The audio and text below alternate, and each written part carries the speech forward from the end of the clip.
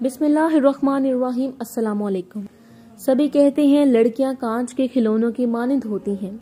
इनके लिए जिंदगी धूल भरी पगडंडी की तरह एक टेढ़ा मेरा रास्ता, जिसके इर्द गिर्द लातादाद कांटे बिखरे रहते हैं।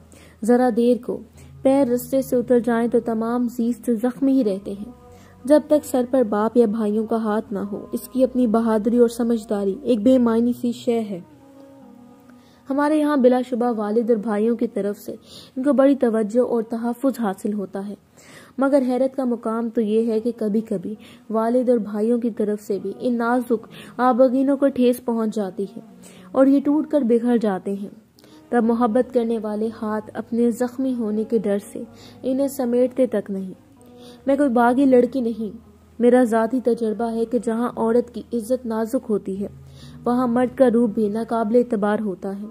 ख़ुसूसन जब बाप भाई अनपढ़ देहाती हों तो झूठी गैरत के नाम पर लड़कियों के जज्बात और अरमानों का सौदा कर देते हैं। शोहर है तो मजाज खुदा बनकर इसकी खुद ही से इसको महरूम कर देता है। जो कुछ चाहता है वो करता है।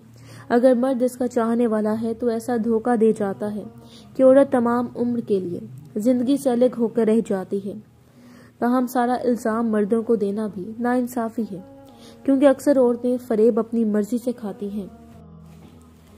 अगर वो चाहें तो अपनी जिंदगी की खूबसूरत राहें निहायत होशियारी से मुतय्यन कर सकती हैं, मगर तकदीर के हाथों में अपना सब कुछ सौंप कर वो खुद अपनी बर्बादी को दावत दे देती हैं। जबकि कुदरत ने कुछ काम तदबीर के ज़ेर असर रखे हैं, वो तदबीर से ठीक किए जा सकते हैं। तभी तो कहा जाता है कि रोती हुई हर औरत और हंसते हुए हर मर्द पर एतबार नहीं करना चाहिए। और मेरा तजर्बा भी यही कहता है कि रियाकार मर्द का वाकई कोई एतबार नहीं होता। वो एक ऐसे सांप की तरह होता है जो मौका पाते ही डस लेता है। कुछ तो ऐसे भी होते हैं जो अपनी हवस की खातिर कितनी ही मासूम और बेगुनाह लड़कियों की जिंदगियां उजाड़ते चले जाते हैं। शायद वो अपनी हवस की शिद्दत में यौम हशर को भी भूल जाते हैं। खूबसूरती इस पर सोने पर सुहागा के काम करती है।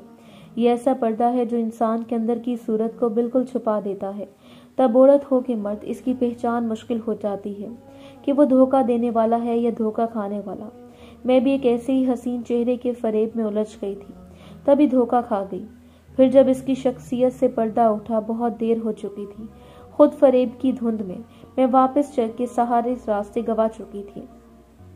कुदरत ने मुझको ऐसी सजा दी कि वीरान हो गई। मेरी तबाही की कहानी में ज्यादा दोष मेरा है या मेरे वालिदैन का। ये इल्ज़ाम अपने वालिदैन पर लगाना तो मुझे ज़ेब नहीं देता कि इन्होंने तो मेरे सुनहरे मुस्तकबिल के ख्वाब देखे थे। मैंने ही अपने ख्वाबों का सुनहरी जाल खुद पर इस तरह डाला कि वो मुझसे दूर हो गए। इन्होंने मेरा नाम रहमत इसलिए रखा था कि बेटी इनके आंगन में रहमत बनकर उतरी है।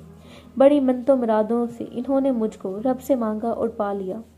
अगर इन्हें मालूम होता कि बेटी नहीं बल्कि अपनी इज्जत की उजली और सफ़ेद चादर के लिए स्याह धब्बा मांग रहे हैं, तो शायद वो पैदा होते ही मेरी जिंदगी का चिरागे गुल कर देते। दोनों भाइयों और मेरी उम्र में बहुत फ़र्क था। वो कॉलेज जाते थे जब मैं पैदा हुई। इतनी मुद्दत बाद माँ की गोद हरी होने पर ख़ानदान भर हैरान था, मगर अब्बा खुश थे कि इनके घर के आंगन में अल्लाह की रहमत की बारिश हुई थी। भाई भी मुझको जान से ज़्यादा अजीज़ रखते थे। बाप के मकान में मेरी मासूम कलकारियों के बायस बहार का समा रहता था। अपने तो अपने घर के नौकर भी खुश थे। मेरी हर जायज़ और नाजायज़ ख्वाहिश पूरी की जाती थी। दादी बेजा लाड प्यार से मना करती, कहती कि कल को इसने पराए घर जाना है, लड़की ज़ात है, इतना ना बगाड़ो कि किसी घराने से मुताबिकत इसके लिए मसला हो जाए। मैं 8वीं में थी जब मेरे भाई की शादी हुई। भाभी बहुत अच्छी थी। सारा दिन मैं इनके कमरे में घुसी रहती थी। अम्मी समझाती कभी इनको आराम भी करने दिया करो, मगर मैं उनकी ना सुनती। साल बाद दूसरे भाई के सर पर सहरा सच गया। अपनी जिंदगियों में मसरूफ हो जाने के बावजूद दोनों भाई मुझको अब भी इतना ही वक्त देते जितना पहले दिया करते थे। बल्कि अब तो घर में मेरे नाज नखरे उठाने वाली भाभियां भी आ गई थी। कितनी खुशकिस्मत थी मैं कि दोनों भाभियां भी मुझको इस तरह चाहती थी जैसे मैं इनकी सगी छोटी बहन थी। दोनों ही बहुत अच्छी थी। हम मिल बैठते तो खूब हंसते। जब तीनों हंसी मजाक करते तो कहकों की बरसात हो जाती। अगर हुस्ना आ जाती तो महफिल गुलो गुलजार हो जाती। हुस्ना मेरी अजीज जान सहेली थी।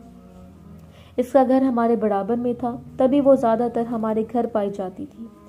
मैं अपनी सहेली से बहुत मोहब्बत करती थी। इससे बिछड़ने का तसव्वुर ना कर सकती थी। दरअसल मैं एक जनूनी किस्म की लड़की थी जिसके साथ ताल्लुक बन जाता या वाबस्तगी आखिरी हदों को छू लेती।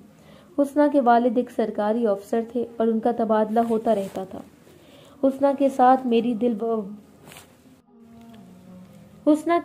मेरी दिली वाबस्तगी इतनी बढ़ गई कि ये भूल ही गई कि इसके वालिद का तबादला हो गया तो ये लोग कहीं भी चले जाएंगे और मैं इसको खुद से बिछड़ने से ना रोक पाऊंगी। वही हुआ जिसका डर था। एक रोज़ इसने मुझे बताया कि इसके अब्बू का तबादला कराची हो गया है और 15 दिन में वो ये मकान छोड़कर चले जाएंगे। ये इत्तला मुझ पर बिजली बनकर गिरी। एक दिन वो हमारे घर ना आती या मैं उससे ना मिलती तो वो दिन पहाड़ बनकर मुझ पर गुजरता। मेरी कोई बहन और अलावा हुस्ना के दूसरी सहेली भी नहीं थी। ये कमी उसी लाजवाब और धीमे मजाज वाली लड़की ने पूरी कर दी थी। इसने जुदाई के तस्वुर से मुझे हर वक्त रोना आता। आंखों से खुद ब खुद आंसू गिरने लगते। इत्तेफाक के इन दिनों हमारे मैट्रिक के इम्तिहान होने वाले थे। अल्लाह ने मेरी सुन ली। इम्तिहान की खातिर हुस्ना के वालिदैन ने इसको हमारे घर छोड़ दिया। मेरी खुशी की इंतहा न रही। अगरचे जानती थी कि खुशी आरसी है, फिर भी कुछ दिन तो वो मेरे साथ थी। हमारे घर क़याम पसीर थी। मेरा बस चलता तो घड़ी की सुइयों पर हाथ रख देती, वक्त को रोक लेती और अपनी प्यारी सहेली को कभी जाने न देती। ऐसा मुमकिन ना था। वक्त कब रुकता है, इसका काम तो गुजरते रहना है। बहरहाल हमने मिलकर इम्तिहान की तैयारी की, पर्चे दिए और वक्त पर लगाकर उड़ गया।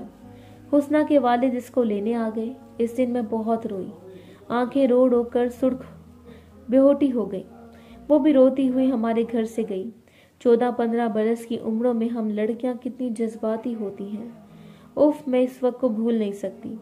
हुस्ना चली गई। मैं उदास रहने लगी। हंसना बोलना छोड़ दिया। अम्मी को डर था कहीं बीमार न पड़ जाऊं।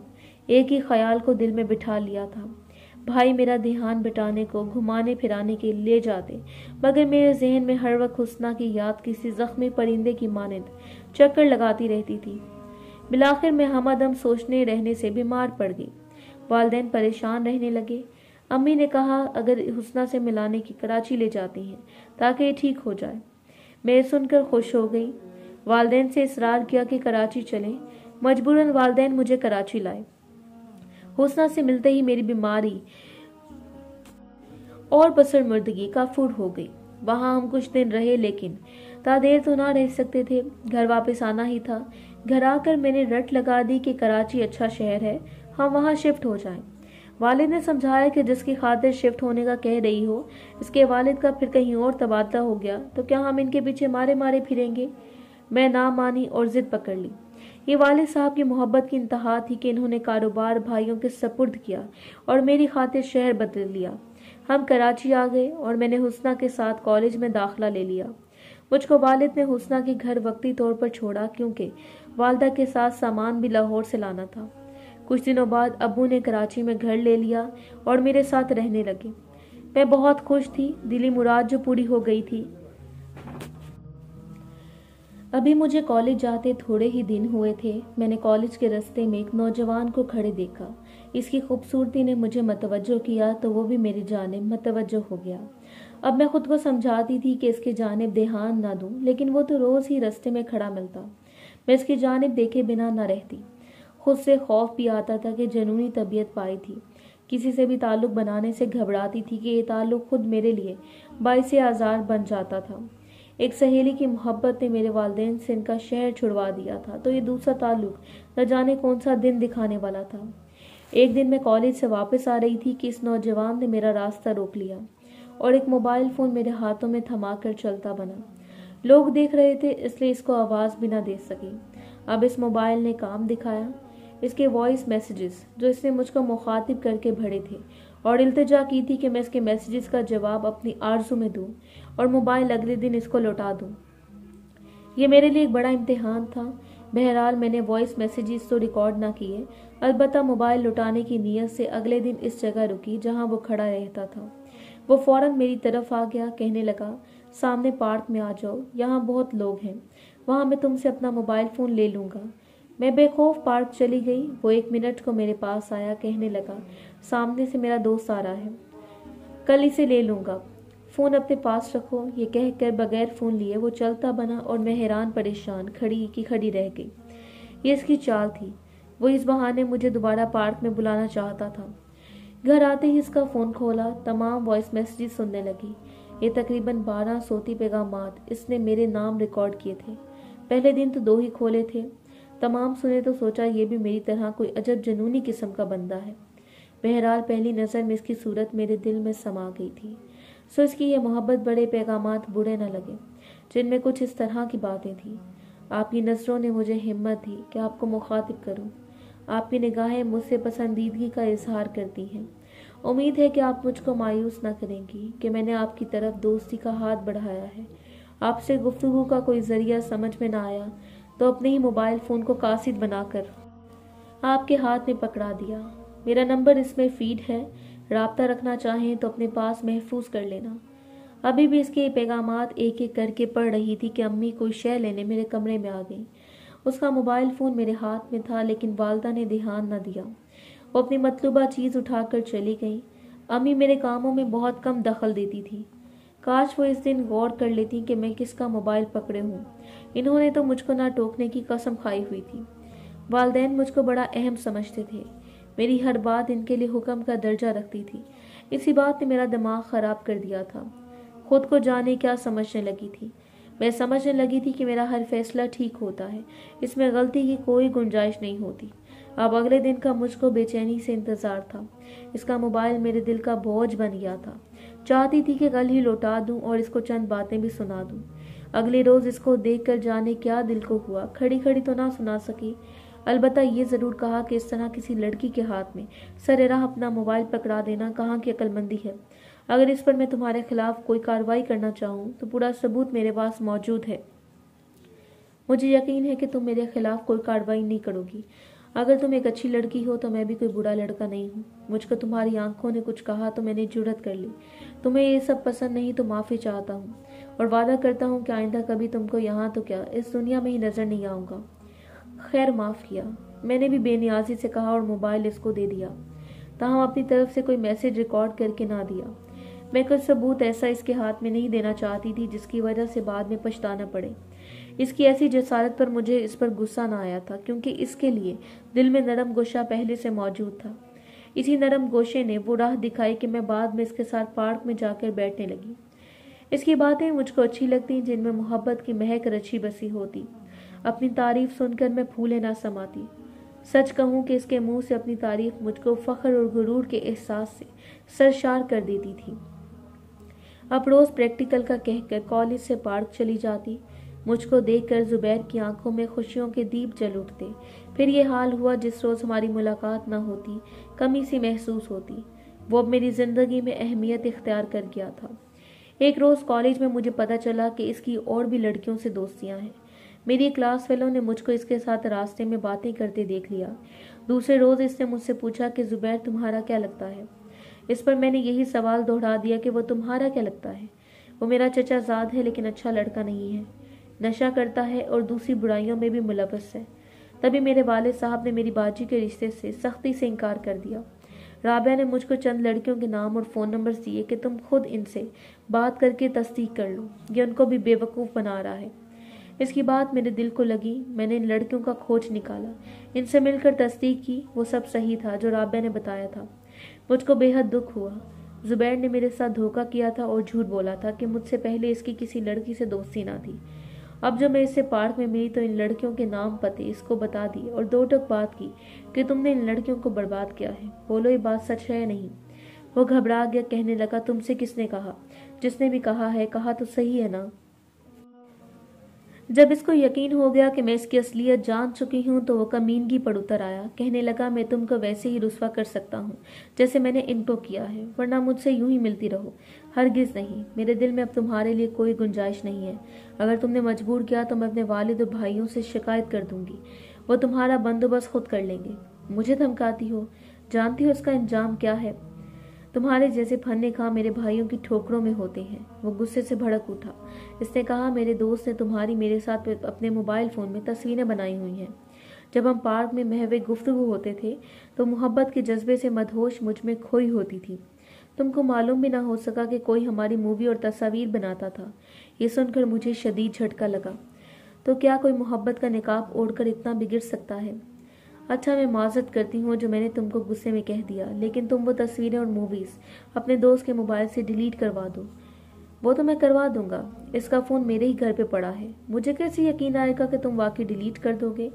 یقین نہ آئے تو ابھی میرے ساتھ چلو اور اپنے ہاتھ سے خود وہ ساری تصویریں وغیرہ مٹا ڈالو۔ میں اس کی باتوں میں آ گئی اور اس کے ساتھ چلی گئی۔ مجھ کو خود پر ضرورت سے زیادہ اعتماد تھا۔ وہ گھر ہمارے گھر سے زیادہ دور بھی نہیں تھا جہاں زبیر مجھے لے گیا تھا۔ میرا خیال تھا کہ وہاں افراد خانہ ہوں گے، لیکن وہاں کوئی نہیں تھا۔ اس خالی مکان میں اس نے میرا برا بھلا کہنے کا بدلہ لے لیا اور حد سے بڑی میری خود اعتمادی نے میرے غرور کو خاک میں ملا دیا۔ اتنی بڑی قیمت لے کر اس نے وہ موبائل دیا جس میں میری اور اس کی پارک والی تصویریں اور موویز تھیں۔ میں نے ان سب چیزوں کو خود ڈیلیٹ کیا تو میری جان میں جان آئی۔ سمجھی کہ اب میں رسوائی کے خطرے سے باہر ہوں، لیکن یہ تو میری خام خیالی تھی۔